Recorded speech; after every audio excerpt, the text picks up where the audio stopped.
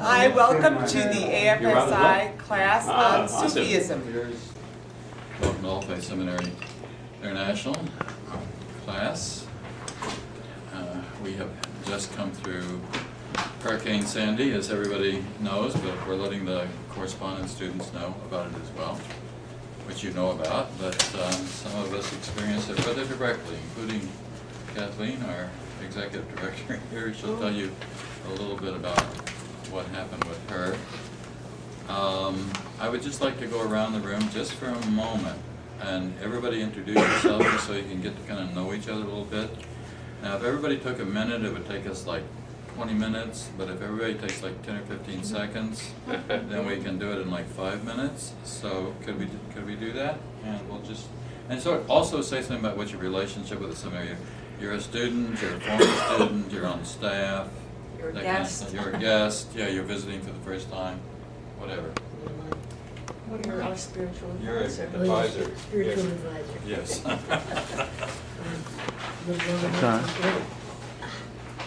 Greetings, everybody.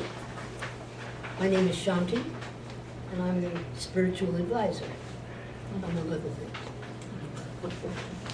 Shanti was a graduate of the first class of the new seminary back in 1982, and has been with us ever since. And by the way, it was Shanti's idea to Rabbi Delvin to start an interfaith seminary. So we owe it all to you. I'm Kathleen Regan. I think you know me.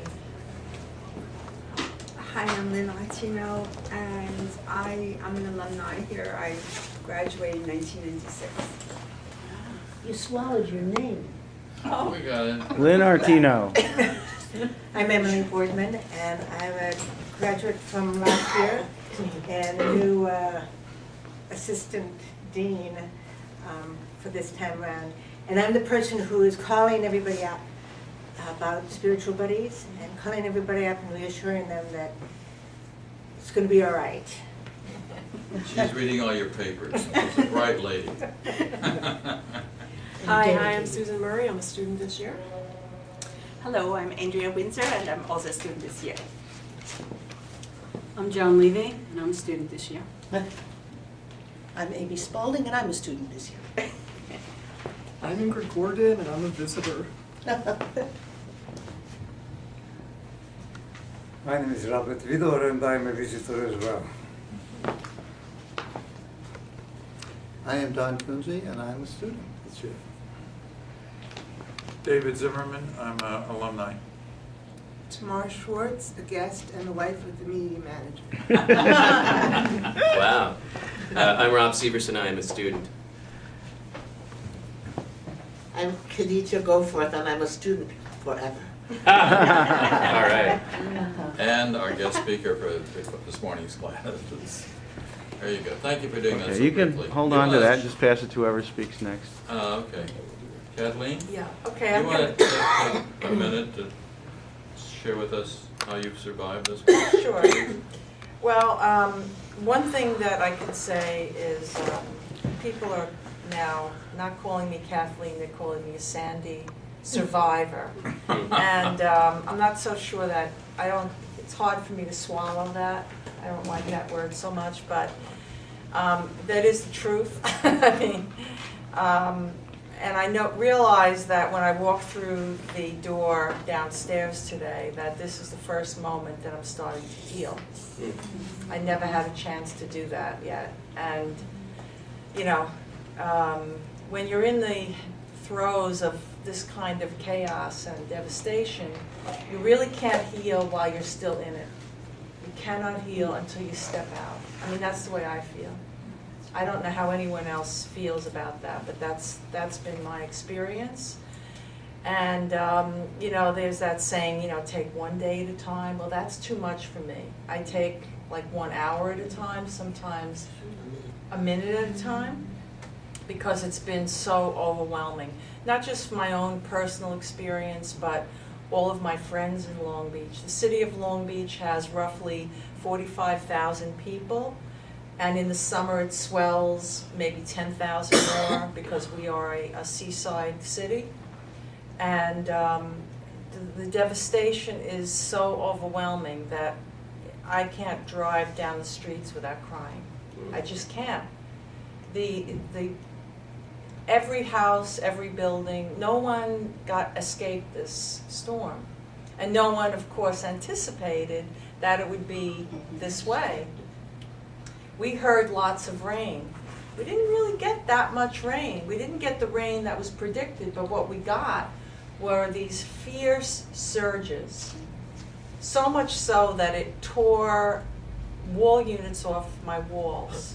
It turned my washer and dryer upside down, and it looked like a car hit it. I mean, it just tore things off the wall. It just goes on and on and on. Took things out of the closets. I mean, it's just overwhelming. And the debris that is on the street is 6 feet high from corner to corner on every street in Long Beach. They're just starting now to send in forklifts because this is beyond what the sanitation department is trained to do. So they have a dumpster and they have a forklift, and they're doing little by little by little. The Army is there, the Red Cross is now there, FEMA is there, and we're getting a lot of clothing donations. Most of us lost all our clothes, including me, but that's the least of my concerns right now. Clothing we can always get. So now the emotional part is, you know, how do you process all this when there's such devastation and loss? Because I feel like I'm also, I feel the loss for the whole city. It's not just me. You know, my heart is breaking for the city of Long Beach and for the victims and the other towns, the seaside towns, you know, the Rockaways, the Breezy Point.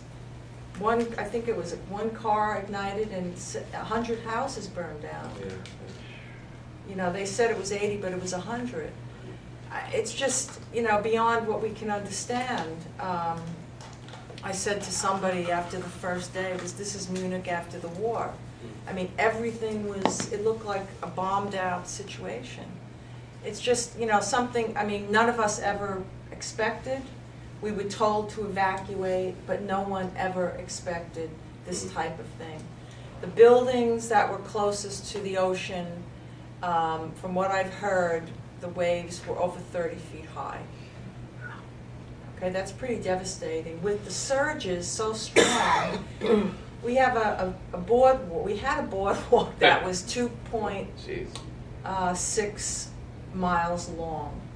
Okay, it looks like toothpicks piled up on each other. I mean, it's just beyond what you could understand. You know, the power of Mother Earth, the power.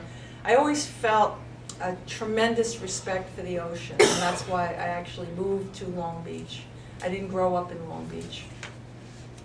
And just standing in front of the ocean to me was always a very, you know, mystical experience, because there's an awe, there's a respect.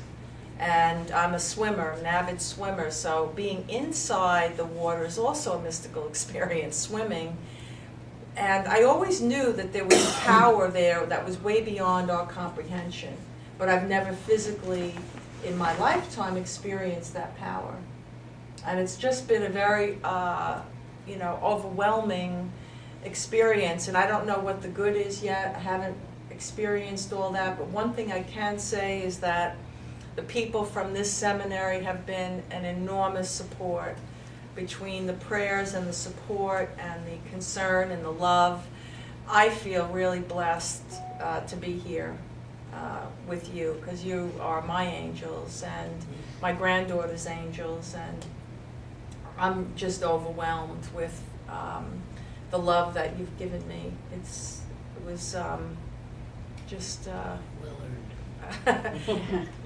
you know, I've always been in a position where I like to give, and it's uncomfortable for me to receive.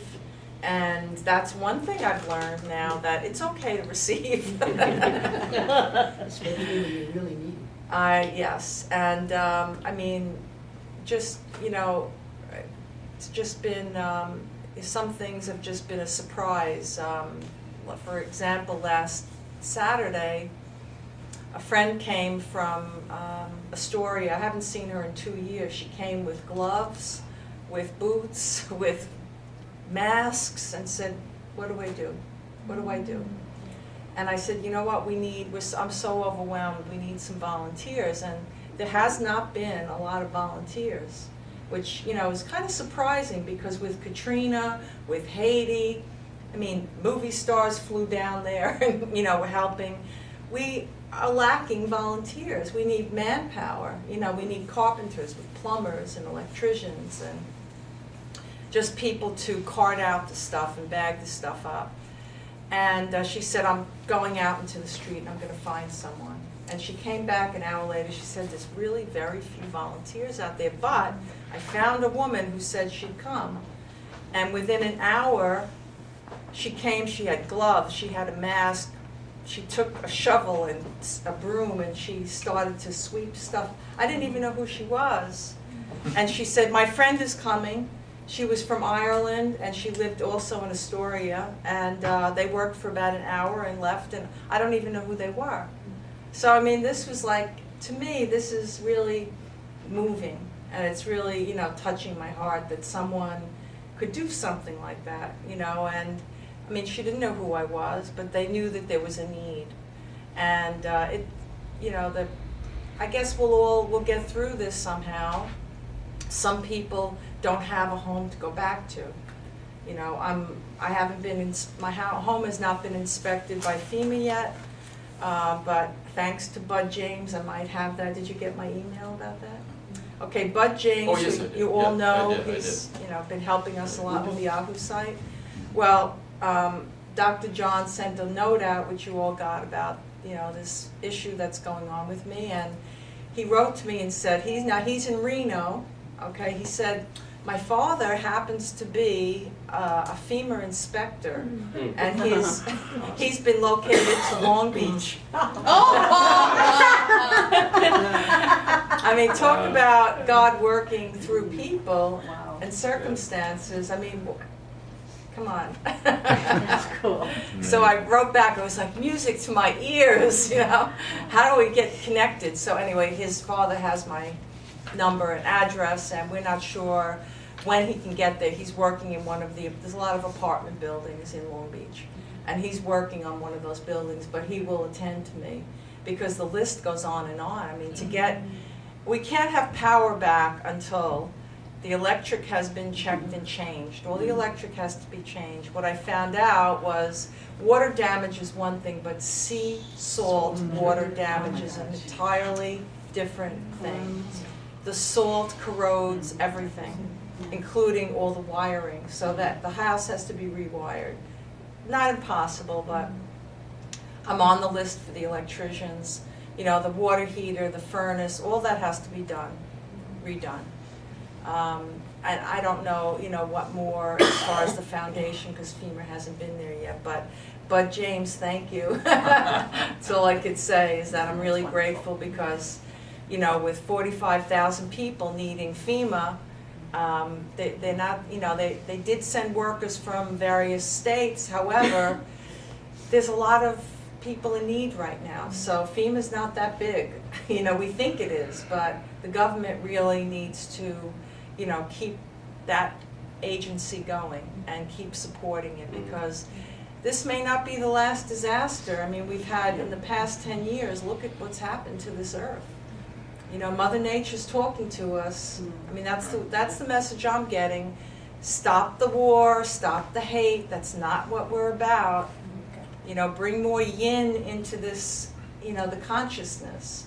The work that we do is what everyone needs to be doing. And I just feel like Mother Earth is talking to us. As Emily and I were driving in from upstate New York, that we saw an interesting thing on the side. There was about a caravan of, I would say, about 40 to 50 great big electrical trucks headed toward New York City, and they all had California license plates on them. Kathleen, is there a chance that when FEMA comes in, that you're, is the structural integrity of your house? I don't know. No one knows? I don't know. Do they have a timeline as to when you're going to find out and any of that? No. The outside of the house wasn't ripped off like some homes. I had redone the siding not that long ago, maybe 8 years ago. I had a new roof. The roof didn't seem to leak. I mean, I lost the fence outside, and that's nothing. The bricks, I have some bricks on the lower part of the house. They don't seem to be too great. What I've heard is that if salt water seeps into the siding and gets into the insulation, black mold will grow, and the whole siding has to come down and redone. So that's what FEMA has to look at, and they will have to cut a hole and see how things are looking. I don't know, what's going to be, but I know that there are some homes in Long Beach that it was clear, very clear, that people are not going back. Sure. It's just, people in the canals, for example.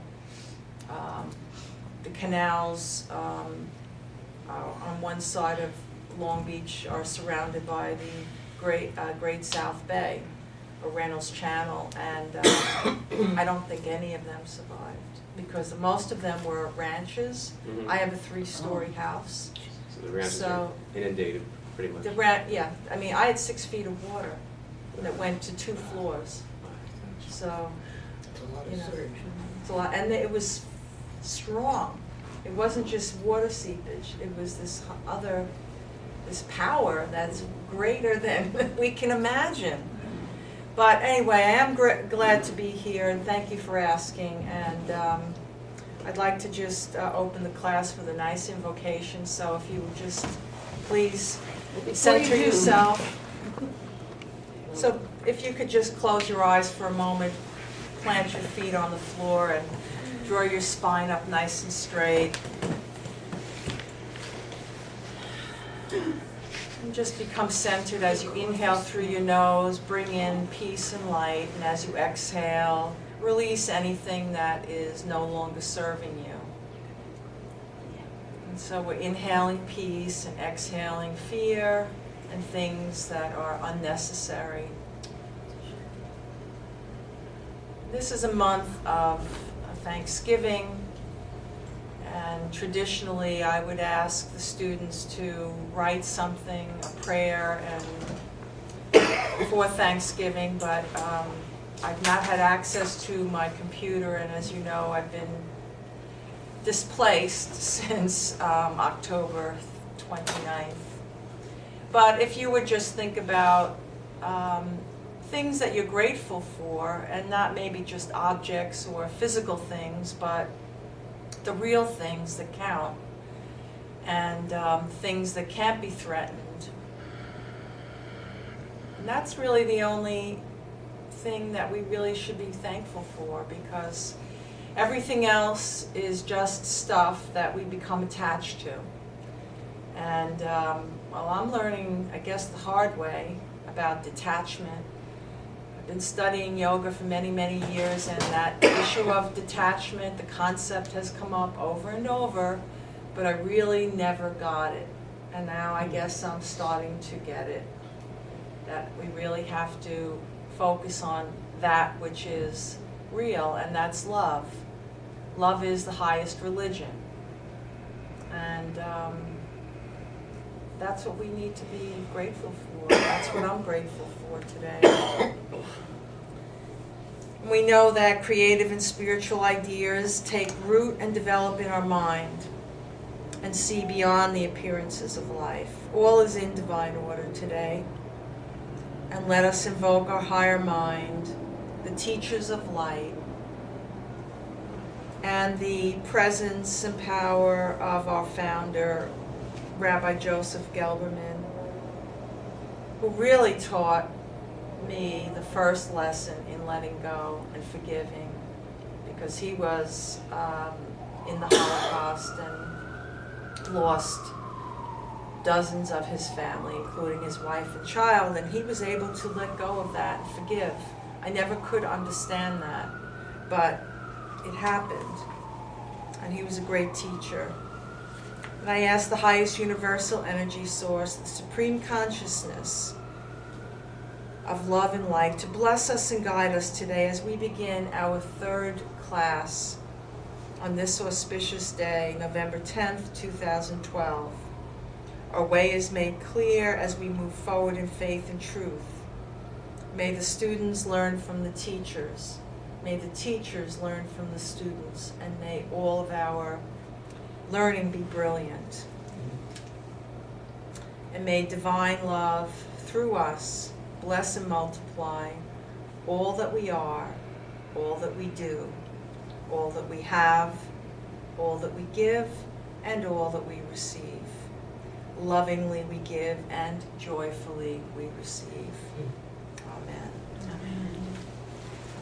It's our tradition to begin the class with 3 songs from 3 different traditions.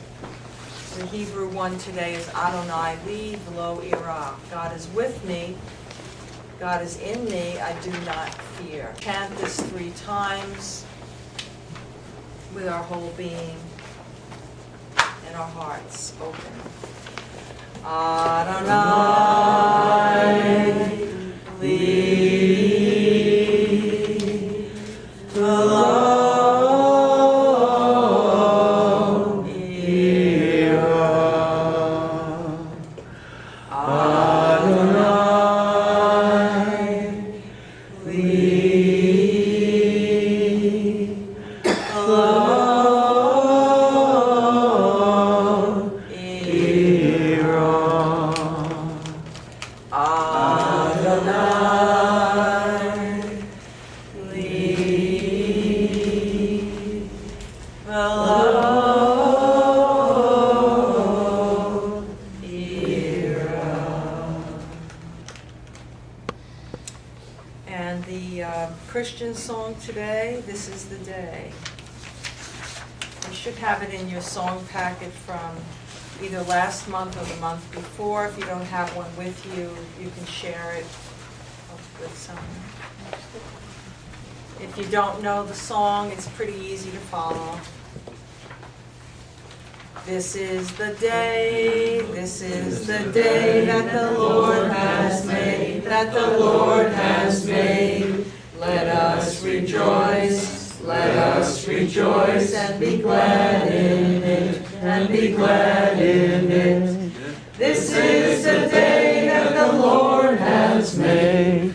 Let us rejoice and be glad in it. This is the day that the Lord has made. And for the Hindu, Yeah, that's the question. yeah, I put, Larry and I talked about what would be the best one, and Larry had sent me a mantra early on, Om Namo Bhagavate Vasudevaya, which I chanted for hours while I was cleaning up every day. Yeah. I just, between that and Adonai li v'lo ira, I went back and forth, and some other mantras, because I was able to just keep my mind focused on where it should be, not where it should Can I be. say a few words about that? Sure. The reason that mantra just came to me as soon as I heard about what was happening in Kathleen's area, because of the Hindu Trinity, there's Brahma, Vishnu, and Shiva. And Brahma is considered the creator, and Shiva is considered the destroyer, and really what is destroyed is that which needs to be destroyed. That's the way it's seen. So, but Vishnu, or Vasudeva, is the sustainer, the one who maintains that which needs to be maintained. And I just felt that we are praying for salvage, to maintain whatever we can of what's good. And that mantra just came to me, so that was the reason that, well, that's what it just came.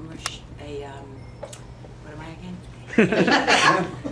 Student or of Kadisha. So I'm very interested in inter and intra-faith practices, and I'm following a Sufi path, so that's why I'm here. And where are you from? I'm from Long Beach, New York. Oh. But my house was totally spared, so I'm very, very fortunate. And we'll be returning there today, I think, later today. But I wanted to come here because I know I need to feed my soul as well as take care of the rest of you, so thank you. I'm glad you're okay. Thanks. I knew she was feeling. That was a trick question, right? Yeah. I want to get The message is, Uh, live confidently. Live confidently. I'm going to come around there. Let me see. Focus on this seat, and I'll just sit there for a second.